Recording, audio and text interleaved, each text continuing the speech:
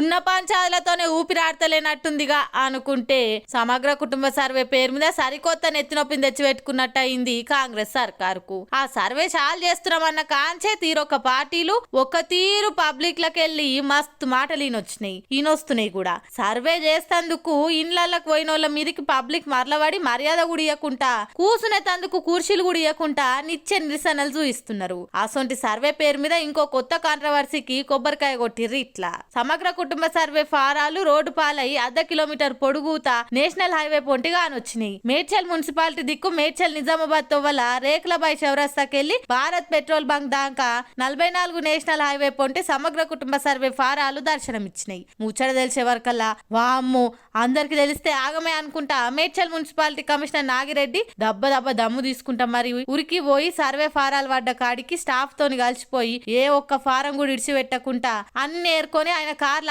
Office కి పట్టుకుపోయిండు. దేశానికే దిక్సూచి సామాజిక న్యాయం అనుకుంటా అంత పొడుగు మాట్లాడి సమగ్ర కుటుంబ సర్వేని సర్కార్ చాలు చేస్తే ఇప్పుడేమో అవే ఫారాలు ఇట్లా రోడ్ల మీద గానొచ్చే వరకల్లా ఆడుండి చూసినోళ్లే కాదు సోషల్ మీడియాలో చూసినోళ్ళు కూడా పరిశాన్ అవుతుర్రు. ఇది వరకు సర్కార్ వచ్చిన కొత్త ప్రజాపాలన దరఖాస్తులు కూడా ఇట్లనే రోడ్ల పాలై గానొచ్చే వరకల్లా రోస్ట్ చేసిరు చాలా మంది. ఆన్లైన్ డేటా ఎంట్రీ కోసం దరఖాస్తుకు 5 రూపాయల లెక్క ప్రైవేట్ ఏజెన్సీలకు ఇచ్చే వరకల్లా ర్యాపిడో బుక్ చేసి అట్టపెట్టెల పంపించుడుతోని తాడు దిగి దరఖాస్తులన్నీ రోడ్డు మీద పడే వరకల్లా అవి చూసిన పబ్లిక్ నోరు తెరిచి వీడియోలు తీసి పెట్టిర్రు.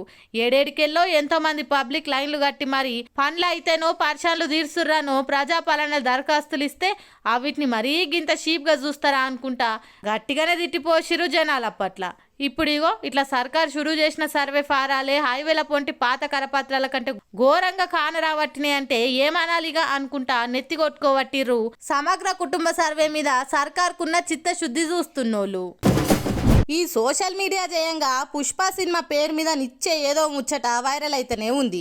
ఇండస్ట్రీలో ఈనొస్తూనే ఉంది. షూటింగ్ లేట్ అయ్యే వరకల్లా రిలీజ్ ఇంత ఆలస్యం అయ్యేసరికి పుష్ప 2 కాదు పుష్ప 2 లేట్ అని పేరు మార్చుకోరు అనుకుంటా మీమ్స్ కూడా వేస్తుర్రు. మొత్తానికి అన్ని కుదిరి డిసెంబర్ 5 తారీఖు నాడు సారా దునియా అంతా గ్రాండ్ గా రిలీజ్ కాబోతుంది పుష్ప పార్ట్ 2. అయితే కొన్నొద్దుల సంది ఈ సినిమాకి దేవిశ్రీ ప్రసాద్ ను తీసేసి మ్యూజిక్ కొట్టేందుకు తమన్ను పెట్టుకురు అనుకుంటా ట్విట్టర్ లో పొట్టు వార్తలు వచ్చినాయి. పాటలు డిఎస్పీ చేస్తే బ్యాక్గ్రౌండ్ మ్యూజిక్ తమన్ చేస్తుండ అనుకుంటా డైరెక్టర్ సుకుమార్ కి కూడా తెలియని ముచ్చట్లను వైరల్ చేసిరు ఇంకొందరు. దేవిశ్రీ కొట్టిన మ్యూజిక్ నచ్చక తమన్ని సగంకెళ్ళి చేయమన్నారు అనుకుంటా నిర్మాతలు కూడా నోరు తెరిచే గాసిప్పులు గట్టిగిన వచ్చినాయి. మొత్తానికి ఇప్పుడు తమన్ బయటకు వచ్చి మాట్లాడే వరకల్లా ఆ ముచ్చట మీద క్లారిటీ వచ్చింది. బాలయ్య కొత్త సినిమా టీజర్ లాంచ్ ఉంటే ఆడికి వచ్చిన తమన్ని పుష్ప 2 కి మీరే మ్యూజిక్ కొడుతుర్రా అనుకుంటా రిపోర్టర్లు అడిగే వరకల్లా జవాబు చెప్పింది ఇట్లా.